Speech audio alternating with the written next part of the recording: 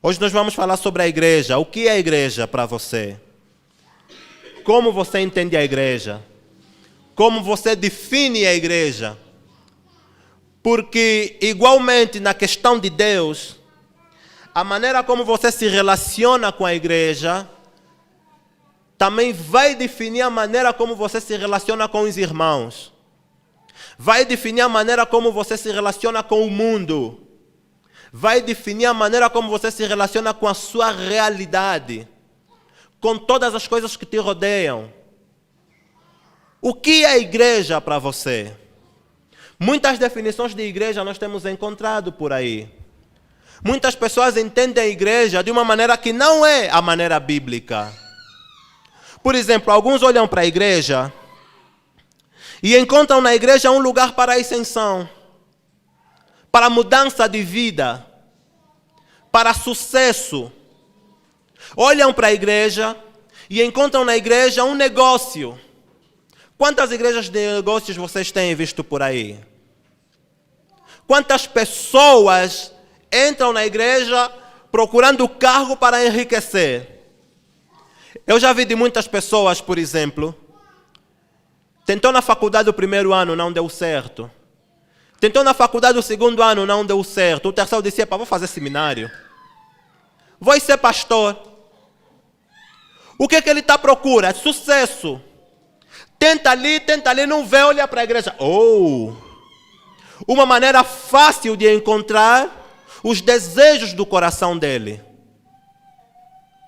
Hoje existem cantores que estão na rocha. Lança esse CD, não bate. Lança aquele CD, não bate. Dizer, vou cantar gospel. Começa a incluir Deus, Jesus nas letras deles aí, porque o pessoal compra. Começa a lançar gospel. Porque olham para a igreja e encontram um meio para a ascensão, para crescimento profissional. E isso fez com que em nosso meio existissem muitos profissionais, porque a igreja surfou nessa onda também.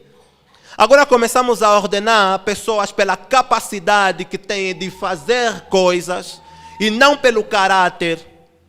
Porque a igreja trabalha com profissionais, com funcionários. E todo mundo agora olha para a igreja e diz, é um negócio que dá dinheiro. Há um teólogo, por exemplo, que afirma que a igreja dá mais dinheiro que tráfico de droga. E você vê em cada esquina tem uma igreja. Porque entra oferta, entra dízimo. E a igreja ainda recebe muitas doações. Vamos enriquecer, vamos criar uma igreja. Eles não estão sérios. O que eles querem é enriquecer. Existem pessoas que olham a igreja também como um lugar de conforto religioso. Eles estão frustrados com o mundo. A delinquência, a hipersensualização, nas novelas, na rua, em cada produto ele dizia, a solução para esse mundo é a igreja, vamos na igreja. Eles estão na igreja e encontram aqui um conforto religioso. Aqui, sim senhora, aqui estamos bem. Só que, dia e menos dia, eles começam a perceber que aqui também tem problema. Então ele começa a viver frustrado porque não encontrou o conforto religioso que ele procurava para si e para sua família. Então vive frustrado também com a igreja. A igreja ainda assim não satisfaz os desejos do coração dele. Essas pessoas que olham para a igreja como um lugar de conforto religioso são tão problemáticas quanto as pessoas que olham a igreja como um lugar de ascensão profissional. Porque eles vivem julgando os outros. Aqui não se pode. Aqui não se fala. Aqui não se faz isso. Aqui é um lugar santo dos santos. Aqui não se pode isso. E eles colocam um jugo pesado demais sobre os ombros. Do mesmo jeito que os fariseus faziam, os escribas. Colocavam um jugo de leis sobre os ombros das pessoas para que eles reproduzissem um padrão que eles mesmos criaram, que a igreja é um lugar de conforto religioso. Outros olham para a igreja e encontram um clube de amigos, um lugar onde as pessoas compartilham interesses, Fulano gosta das mesmas coisas que eu fico lá, me sinto bem. Pregam o que eu gosto. A maior parte dos estudos eu concordo. Temos os mesmos interesses, nossos filhos estão na mesma escola. Estamos a caminhar para o mesmo pensamento. Até o dia que ele começar a perceber que o pastor está a trazer uma pregação que atrapalha a vida dele. Espera aí, eu não concordo muito bem com isso. Eu acho que não é isso que devia se ensinar. Eu acho que não é esse caminho onde a igreja devia caminhar. Eu acho que não é isso que se devia fazer. Até chegar esse momento para ele começar a ficar frustrado e o clubezinho de amigos dele começar a desmoronar. Já não aparece. Vive frustrado. Naquela igreja as coisas não acontecem como deviam acontecer. Esse pessoal que olha a igreja como clube de amigos, ele vive com a seguinte frase na boca: aquele pessoal não visita. Nunca me visitaram. Não ligam. Por quê? Porque ele acha que isso não deve acontecer aqui no nosso meio. Mas quando você coloca toda a sua motivação para frequentar esse lugar nessas coisas, você está a mirar pequeno demais. Você está a transformar esse lugar a um clube de amigos, o que não é. E quando você começa a perceber que grande parte das pessoas aqui pensam diferentes de você, você começa a sentir-se incomodado a se retirar. Isso não é igreja. Eu vejo ainda um quarto grupo também, que olha a igreja como um grupo de ajuda social. Olha, acho que aqui as pessoas no Ambo encaram a primeira igreja batista como o centro dos batistas. O que é carta do governo, o que é ajuda social, tudo vai lá. E eu via sempre pessoas a virem pedir ajuda na igreja. A igreja deve ajudar, sim, senhora, mas a igreja não é um grupo de ajuda social. Ela foi chamada para algo mais, não para ser uma organização não governamental para ajuda social. Ela foi chamada para algo mais. Quando querem criticar a igreja, criticam porque ela não ajuda. Quando querem criticar a igreja, criticam porque ela não tem programas de ajuda humanitária.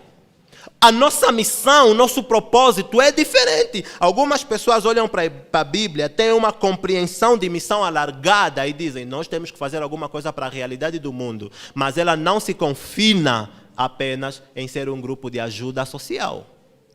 A igreja devia fazer o seu papel. A igreja não está a cumprir o seu papel. Espera aí. Isso é papel do governo.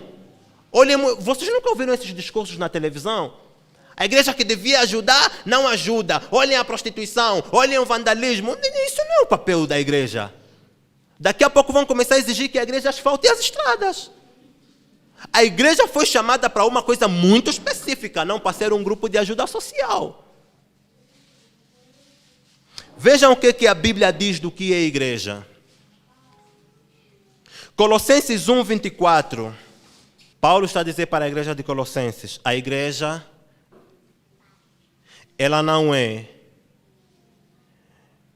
um elemento para a ascensão, não é um clube de amiguinhos, não é um grupo de ajuda social humanitária. A igreja é o corpo de Cristo. Isso implica que por meio da igreja, Cristo se move no mundo. Amém? Por meio da igreja, Cristo está presente no mundo.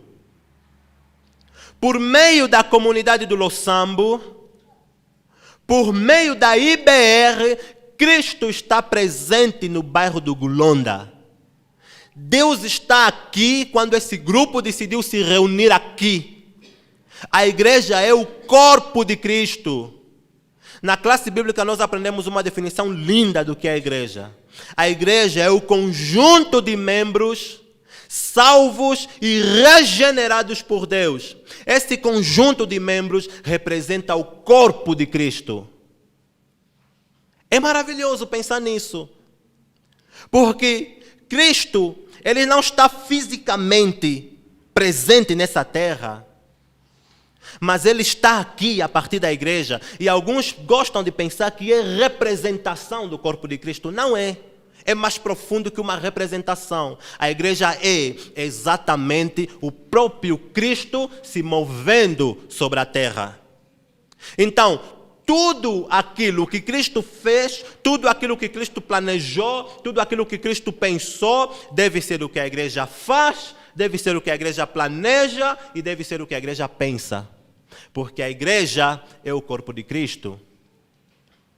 Primeira carta de Paulo a Timóteo, versículo 3, capítulo 3, versículo 15.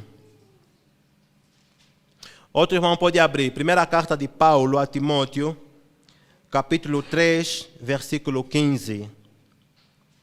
Outro irmão, 1 Pedro 2, 5.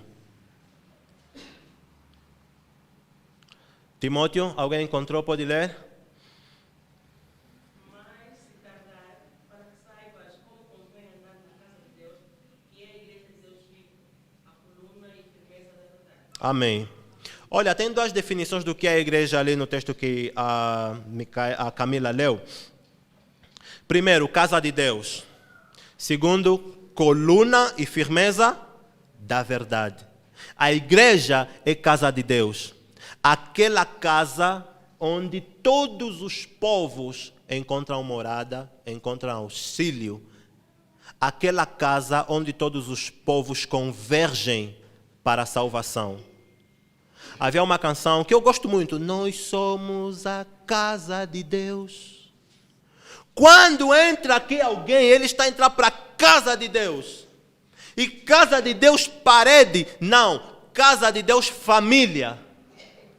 Casa de Deus lugar? Não. Casa de Deus pessoas.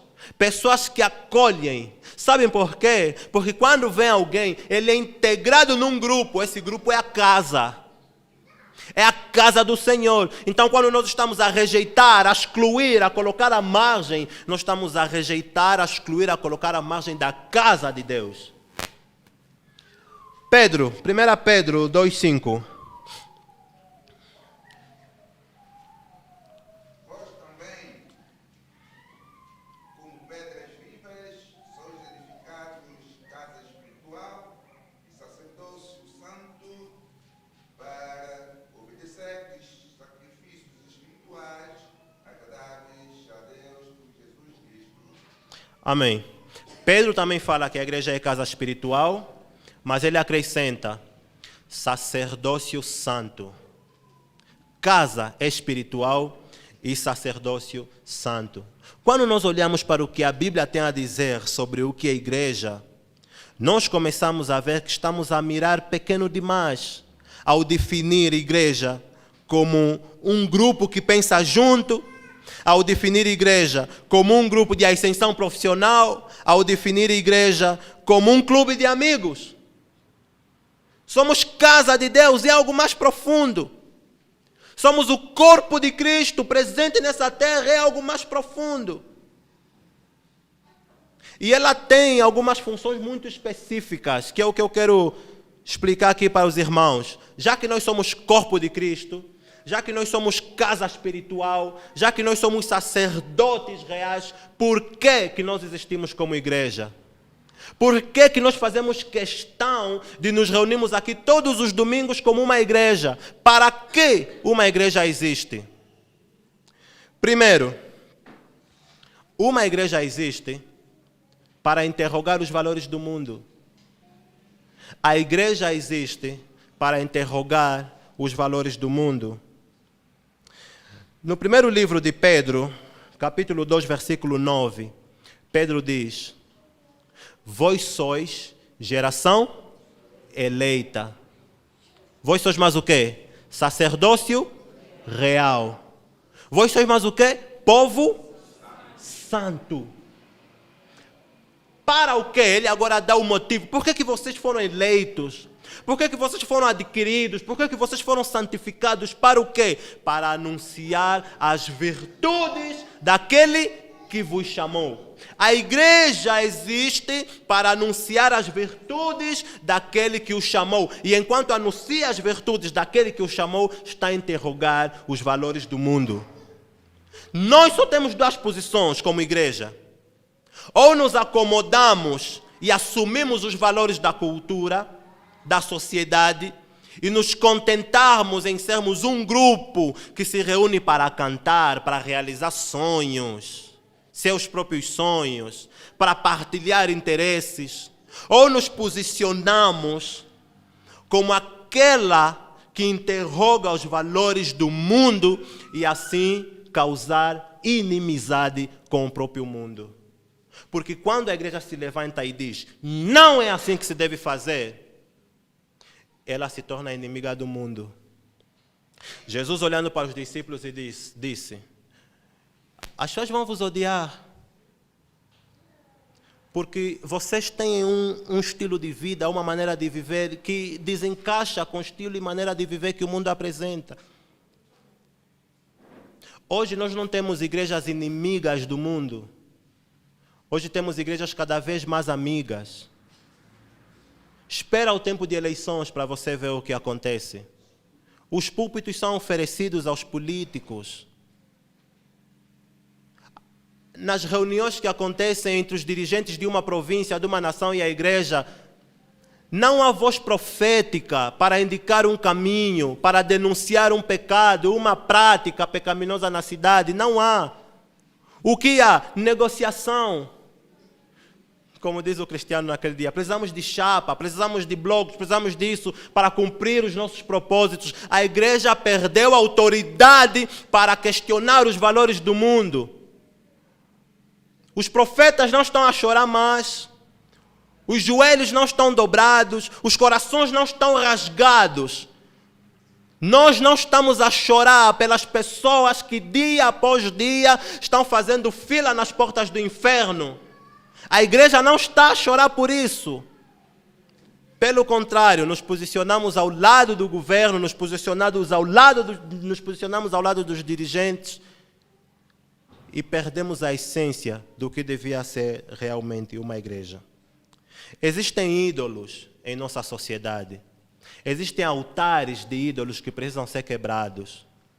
Por exemplo, o dinheiro foi elevado à categoria de Deus. As pessoas adoram o dinheiro. Por causa do dinheiro, as pessoas perdem família, perdem amigos, perdem um caráter. A igreja que devia ter voz e dizer não adore o dinheiro, é a mesma que está lutando por causa do dinheiro, dos cargos, do salário. É a mesma que está a se trair. O poder é um Deus em nossa nação. Vai nas empresas e começa a ouvir as pessoas. Estão aí comprar tala para colocar nos colegas. Estão a se matar por causa do poder.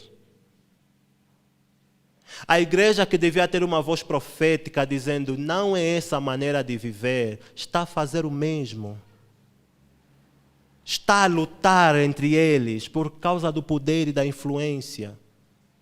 Perdemos a voz profética, perdemos a autoridade, perdemos a palavra. Há conceitos, filosofias de vida na nossa sociedade. O materialismo. As pessoas estão a dar lugar ao materialismo. Tudo tem que se tocar, tem que se ver. Tenho que ter. A igreja deve dizer, não é esse o jeito certo de viver. Você não ajunta ouro nessa terra, porque aqui enferruja, aqui a traça corrói. Você investa na sua vida espiritual. A igreja não tem palavra nenhuma contra o materialismo da sociedade, porque ela está preocupada em ajuntar coisas que se tocam. Não tem palavra. Que igreja que vai dizer invista no espiritual? Se nós, ao invés de investirmos nossa vida na evangelização, em vez de investirmos nossos recursos na salvação de almas, estamos preocupados em investir em outras coisas. Construção de colégios, construção de creches. As igrejas hoje só têm esses projetos. Por quê? Estamos afogados no materialismo. É para ter, é para ter, é para ter. E são todos projetos que visam o fim financeiro. Queremos ter. Podemos. É legítimo, é. Mas deixa de ser quando trocamos as prioridades. Quando colocamos a carroça no frente dos bois, nós não fomos chamados para ser um clube de ajuda social humanitária. Nós fomos chamados para pregar o evangelho ao coração humano, para denunciar o pecado e as formas de vida dessa sociedade que não agradam ao Senhor em nada. Mas nós nos perdemos como igreja. Nós estamos muito preocupados. Mano, você paga 300 mil para um programa de televisão mensal e na sua igreja tem gente morrendo à fome. O que os mais velhos dizem é luxo na miséria. O relativismo ético. O que é que diz o relativismo ético? Os teus atos morais dependem do que você é. Depende de onde você está. Depende do que você gosta e do que você admira. Isso é o relativismo ético que paira sobre a nossa sociedade. Então eu saio daqui do âmbito onde todo mundo me conhece e vou estudar no Quadro Cubango onde ninguém me conhece. E a minha ética, o meu senso de moral é tão relativo que lá no Quadro Cubango eu adoto uma vida totalmente diferente da vida que eu tenho aqui, porque tudo depende de onde eu estou. Se você está na Grécia, age como os gregos. Se as tuas ações sincronizarem com as ações deles, você está bem. Você está bem.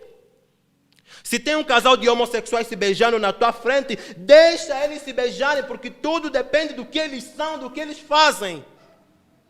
Nós não temos voz profética contra o relativismo ético da nossa sociedade.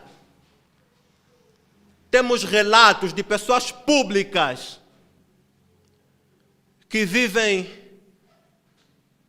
em adultério. João Batista teve o mesmo relato na vida de Herodes e ele denunciou o pecado.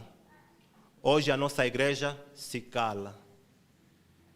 Por quê? Relativismo ético. Temos em nossa realidade, dentro das nossas igrejas, pessoas que todo mundo sabe que ele é um pilantra, o drabão. Mas todo mundo se cala, por quê? Relativismo ético. Deixamos de ter a ousadia do Espírito Santo. A ousadia que Jeremias teve. Deixamos de ter o fervor dos profetas do Antigo Testamento, que choravam enquanto a nação não se endireitava nos caminhos do Senhor. Mas eu sei por que deixamos isso. O pluralismo da sociedade. O que diz o pluralismo? Eu tenho a minha opinião, você tem a tua, e estamos bem assim. Uma vez o Pedro Cas me fez lembrar que tivemos uma discussão sobre pontos de vista. Aí, no domingo antepassado, quando falamos de que alguém deve estar errado, ele me fez lembrar e disse: você não pensava assim, graças a Deus eu mudei. Porque a minha lógica era, se eu estou aqui desse lado e eu vejo o Golden com a mão por baixo do nariz, para mim isso é verdade. Mas a Rita olha para o Golden e não vê que o Golden está com a mão por baixo do nariz. E para a Rita a mesma informação é verdade, vai dizer o Golden não está. Nós estamos a falar o que é certo. Mas existe uma referência da verdade. Existe uma chave para a confrontação. Existe um ponto, um ângulo, onde eu me posiciono e a Rita se posiciona. E confrontamos a partir desse ângulo e vemos se o Golden está com o dedo por baixo do nariz ou não. Então ninguém pode estar descansado na sua teoria dizendo: essa é a minha opinião, você tem a tua respeito. A igreja não faz isso. Por isso é que nós temos sido taxados como fundamentalistas, porque nós estamos dizendo: Jesus é o único caminho que leva aos céus.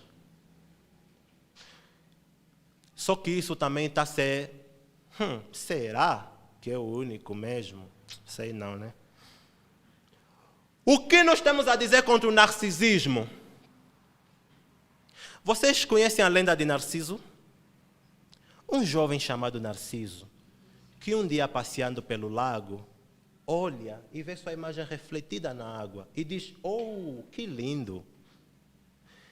E perde tempo a se olhar no espelho e diz: eu sou lindo, meu Deus, como eu sou lindo, guti, sou lindo! Ele se apaixona por si, até distrair-se de tanta beleza que ele tinha, cair na água, se afogar e morrer. É sério. Morreu. A sua beleza, a sua imagem lhe afogou, morreu.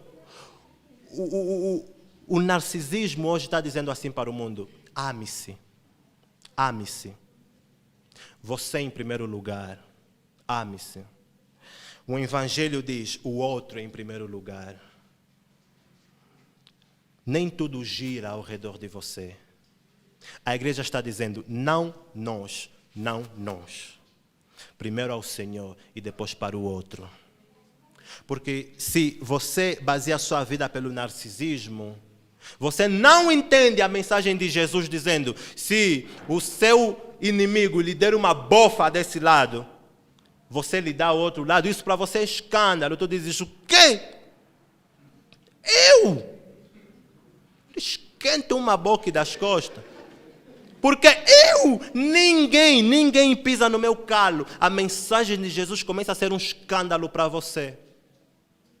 O que é igreja? E para que igreja? Para questionar os valores do mundo. É lindo estar aqui, né? Eusébio ministra pra caramba. Eu amo a banda que nós temos. É muito lindo. Se dependesse de mim, ficaríamos aqui o tempo todo, mas não podemos. Temos que sair e começar a questionar os valores do mundo. Você tem vizinhos, você tem lá na quadra onde você vive, no bairro onde você está, existem valores do mundo a serem observados, existem deuses a serem adorados. Você precisa questionar esses valores. Mas se você se afogar neles também, você não vai conseguir influenciar geração nenhuma. Porque quando você começar a olhar para as pessoas e dizer: não é esse o jeito certo de viver, eles com autoridade vão dizer: mas você não é diferente. Você vive exatamente como nós. Quem é você para nos dizer o jeito certo de viver? Paulo nós conhecemos, mas você quem é? Aí depois apanha a surra dos demônios. Segundo, a igreja existe também para dar visibilidade ao Deus invisível. Um Deus que não se vê. João 4,24, o evangelista diz: Deus é espírito, não se vê. Mas ele vai ser visto pelo mundo a partir da igreja. Amém? A comunidade do Losambo vai dar visibilidade ao Deus invisível. Veja o que diz Mateus 5. 14 a 16. Mateus 5, 14 a 16. Jesus diz assim para os seus discípulos: vós sois a luz do mundo. Vocês existem para dar visibilidade. Não se pode esconder uma lâmpada acesa debaixo da mesa ou da cadeira. Eu coloco no alto para que todas as coisas se tornem visíveis e patentes ao olho humano. Em Isaías 42, versículo 6, o profeta olha para a nação de Israel, olha para a capital de Jerusalém e grita: vocês são a luz dos gentios. Então, olha, quando Jesus olha para os discípulos e diz que eles eram a luz do mundo, essa não era uma analogia nova para eles. Eles já sabiam disso. Eles já estavam acostumados a se acharem como luz do mundo. Só que antes, Jesus fala também que Ele era a luz do mundo. Então, a luz que Jesus está aqui a dizer que os discípulos serão, não é uma luz que emana deles mesmos, é uma luz que é refletida. Jesus brilha por intermédio da igreja. A igreja reflete a luz de Jesus para o mundo. Porque Deus não se vê. O mundo vai ver que há um Deus por intermédio da igreja. Deus não se vê. No PG, quinta-feira e quarta-feira passada, irmão, eu convido você, com toda a ênfase que eu carrego no coração, a fazer parte de um pequeno grupo. Por favor, faça parte de um pequeno grupo. 18 horas e 30 minutos no Losambo, 18 horas na minha casa, lá na Alta. Faça parte de um pequeno grupo. Tem sido um tempo bom demais. E nós temos estado a estudar como sermos um discípulo radical. Por que precisamos ser um discípulo radical? Na quarta-feira passada nós dissemos assim: nós temos que ser luz no mundo, ser como Jesus, buscar as virtudes, os atributos bíblicos para nós, porque o mundo vai fazer perguntas. Que Deus é esse que vocês mostram? Que igreja é essa que vocês falam? Que realidade é essa que vocês pregam? A resposta do discípulo radical deve ser: olha para a minha vida, olha para a minha família, olha para a minha igreja, porque nós lá já vivemos a realidade que pregamos, que virá quando Cristo se manifestar em glória. Nós lá já vivemos, eu já vivo, a minha família já representa, a minha igreja já manifesta os sinais da glória do Senhor. O versículo 16 diz, de Mateus 5, por que nós precisamos ser luz do mundo, ser sal da terra, por que nós precisamos ser um? Para que vejam a vosso Pai que está no céu. Sejam para que vejam a vosso Pai que está no céu. Isso é igreja.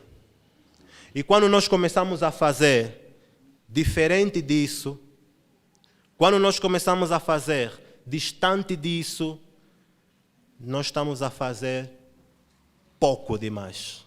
Pouco demais. Deus te chamou para uma razão, ser parte do corpo de Cristo, para questionar os valores do mundo e para dar visibilidade ao Deus invisível. Aleluia. A igreja que entendeu o que é igreja, ela representa algumas características.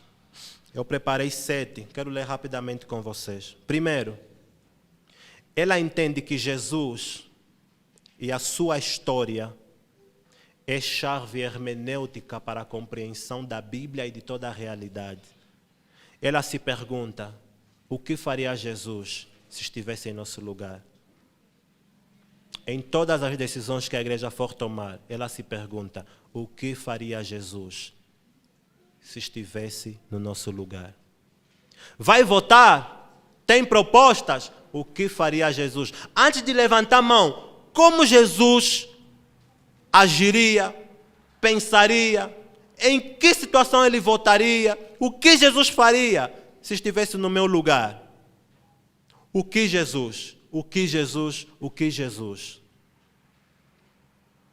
Segundo, a igreja que entendeu que deve ser igreja como Deus quer, ela tem o outro como a sua causa permanente de chamado ao amor, porque enxerga no outro a trindade. O outro é a causa permanente do chamado ao amor. Por que ela ama? Porque existe o outro. Por que é o outro? O outro é imagem e semelhança de Jesus Cristo. A igreja orienta a sua antropologia a o que Deus quer. O ser humano foi criado segundo a imagem e semelhança de Deus. A igreja olha para o ser humano segundo a imagem e semelhança de Deus. Você vai para Linon, você vai para as padarias, você vai para os multicaixas, você encontra um monte de multiberos. E você não vê uma simples pessoa, você vê um ser humano feito segundo a imagem e semelhança de Deus. A igreja que entendeu que deve ser igreja como Deus quer, ela sabe que a sua ação missionária é definida por um ser, um ter e um fazer comunitário, comprometido prioritariamente com os princípios do Evangelho de Cristo, que contempla todo o homem todo e em todo lugar. É isso que falamos no princípio. O homem, ele é um ser todo, completo. E a igreja não está simplesmente salvando o coração desse homem. A igreja está mudando a realidade desse homem e em todo lugar. A igreja que entendeu que deve ser igreja como Deus quer, ela tem que ter um compromisso radical com o resgate e com a defesa da dignidade humana. Resgatar e defender a dignidade humana está em primeiro lugar.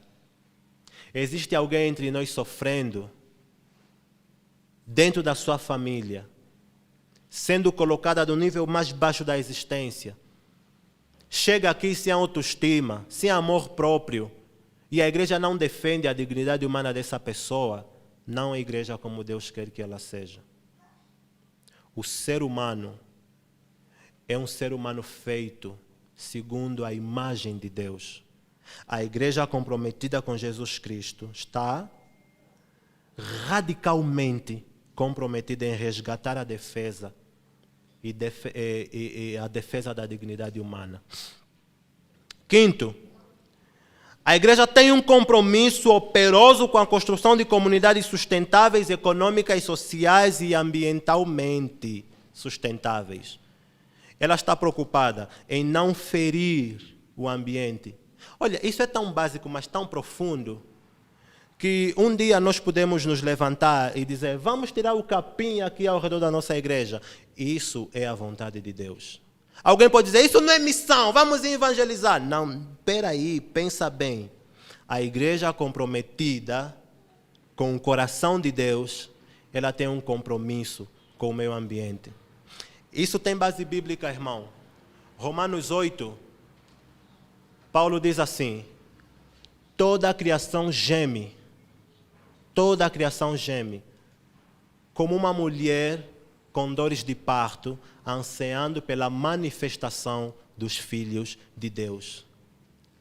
Porque ela foi sujeita à maldição, não por sua própria vontade, mas por causa daquele que a sujeitou, em Gênesis 3. Sexto, discernimos, reconhecemos e respeitamos os sinais do reino de Deus que estão presentes em toda a ação humana, que prova a solidariedade, fraternidade e respeito entre os seres humanos. Sétimo e último, a igreja que está comprometida com a igreja do coração de Deus, ela está disposta a rejeitar toda a mentalidade alienante e prática religiosa que em nome de Deus fere, que em nome de Deus abusa, que em nome de Deus infantiliza e que em nome de Deus traumatiza pessoas. É importante falarmos sobre isso, irmãos, porque uma vez eu vi um vídeo de um pastor que adulterou com uma ovelha. E o jornalista lhe pergunta, você é pastor, por que fez isso? Ele disse assim, mas a Bíblia recomenda. Oséias recebeu orientação de Deus. Vocês nunca viram esse vídeo? Oséias recebeu uma recomendação de Deus que dizia assim, pega uma mulher e adultera. Ele só trocou o acento, pega uma mulher adúltera. E fez completamente o oposto de que Deus desejava dele. Em nome de Deus, pessoas estão a ser feridas dentro das igrejas. Em nome de Deus. A frase, não toque no ungido do Senhor, vocês não imaginam quantas pessoas já feriu. Quantos liderados, os pastores já pisaram em nome do não toqueis no ungido do Senhor. Em nome de Deus, as pessoas estão a infantilizar as pessoas. Eu não entro no púlpito se ninguém estender o tapete, se ajoelhar. Já vi imagens de pessoas a se ajoelharem quando o pastor chega. Infantilizou o seu rebanho em nome de Deus. Deixa de comer, porque o servo do Senhor tem que comer. Tudo é o servo do Senhor, tudo é o servo do Senhor. Em nome de Deus, pessoas estão traumatizadas dentro das igrejas. Se envolva, ofereça a sua vida para o serviço. A igreja é um projeto de Deus sempre. Olha, quando formos para o céu, e o Senhor nos colocar assim, deixa eu te dar um vislumbre da grande missão, da grande responsabilidade que eu dei para você. Você vai se arrepender por não dar tudo o que você tinha ao serviço que Deus confiou. Você vai chorar e vai dizer, Deus, eu podia fazer mais, muito mais. Por que eu fiz tão pouco? Por que eu me doei tão pouco? Por que eu me entreguei tão pouco? Por que eu colaborei tão pouco? Olha essas pessoas todas que estão jazendo no inferno. Entregue sua vida para o serviço do Senhor. Esse é o momento. Você não tem ideia de quantas pessoas estão a caminhar para o inferno. E deixe de pensar que a igreja é um clubinho. É sério o que nós estamos a fazer aqui. É sério. Há pessoas ainda que eu preciso andar atrás dele, irmão, trabalha, se motiva, vamos fazer isso e tal. Ela não tem noção do que é uma igreja. É uma agência de salvação, é uma igreja de mudança de realidade. Isso é sério. Igreja é séria. Nós somos o povo escolhido para mudar esse mundo. Não há uma organização, um outro projeto que Deus confiou para mudar a realidade, senão a igreja. Não há um outro grupo de pessoas que Deus confiou para transitar por esse mundo, senão a igreja. Não há uma outra casa que Deus faz morada para acolher pessoas, senão a igreja. E se você ainda brincar de igreja, a mão pesada de Deus vai estar sobre você. Não brinque de igreja, isso é sério. Nós estamos aqui com uma responsabilidade de levar o evangelho ao coração humano, tirá-los do inferno para a sua salvação. Eu orei durante essa semana e disse, Pai, me faz pregar isso e para trazer nas pessoas que ouvem responsabilidade para com o seu trabalho. Temor para com o seu trabalho. Para que eles chorem durante a semana, se não cumprirem o ID, o chamado que o Senhor nos deu. O que é a igreja para você? E o que a igreja deve fazer para você? Endireite ao que a Bíblia diz e coopere com o Senhor. Aleluia.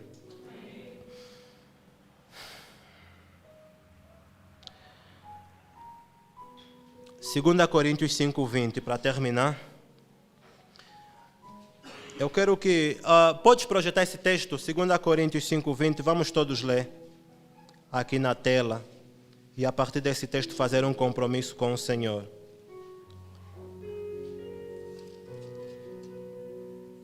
Segunda Coríntios 5:20.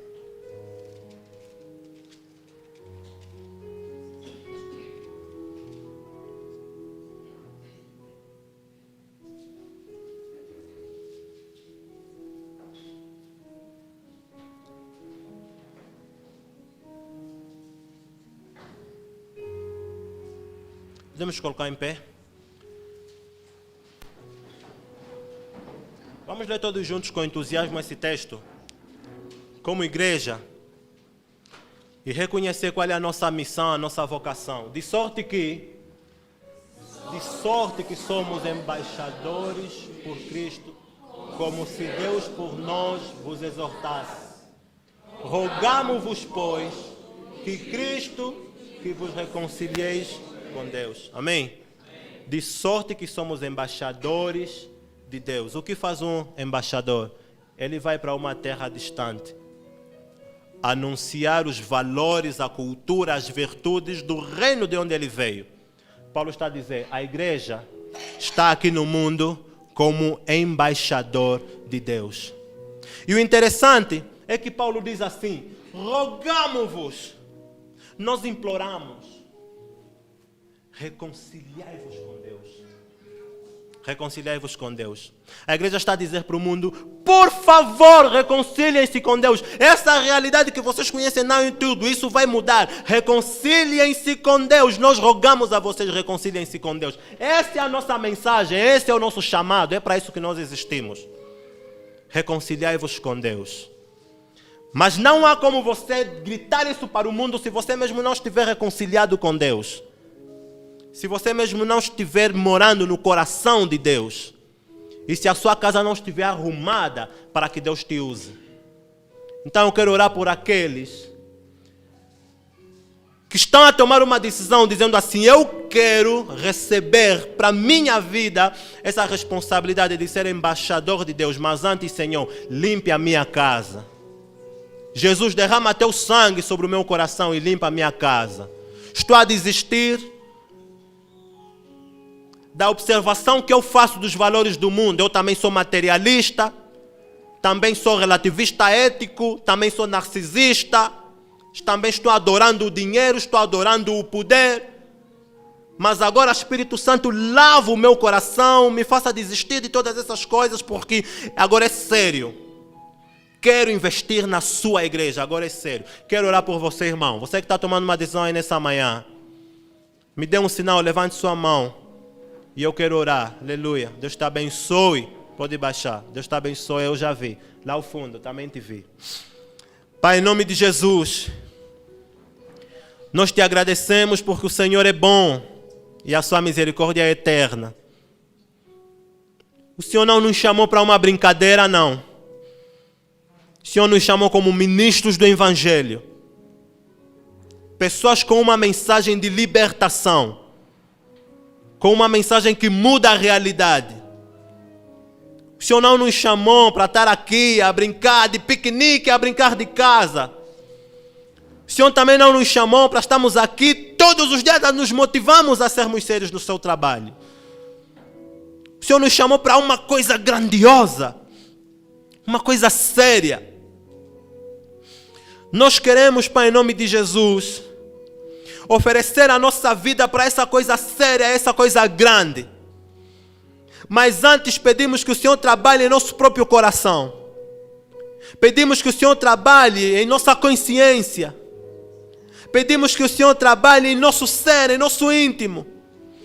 Porque todas as coisas que nós devíamos questionar, o pecado que devíamos acusar, nós ainda estamos afogados neles. Nós ainda estamos atrapalhados com eles. Devíamos estar a pensar coisas grandes, coisas além, coisas para cima. Mas ainda estamos a lutar com atraso.